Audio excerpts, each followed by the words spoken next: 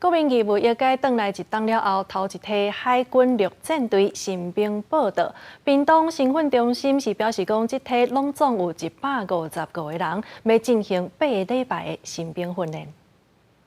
待会所有人员先把你的行李放自己的正前方。越南派着牌影透早来到屏东龙泉海军陆战队新训中心报道，七度欠钱确认在行李无毒品等违纪骗过来，就是将头毛摕互光。剃刀伫头壳顶愈来愈去，无偌久，头毛全剃了了。这批入伍的新兵有计有150个人，是第一梯海军陆战队一年义务役的士兵。伫新训中心有计点8礼拜了后，过去部队。 当心是一定会，但是还是会为我一直鼓励，一直加油。那会不会担心现在台海情势蛮紧张，会不会有那种上战场的准备？就做好自己的本分。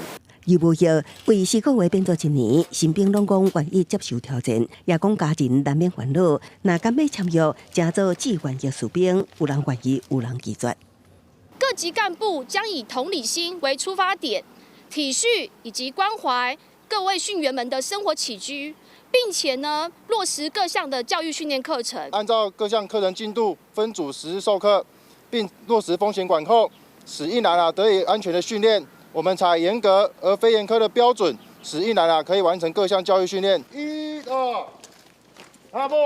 官方表示，这8礼拜分4阶段训练，以顺序渐进的方式，予役男加做合格的步枪兵，基本上甲4个月役期的新兵入伍过程差不多，只是新训时间久长做8礼拜，予训练课程更加强化。记者综合报道。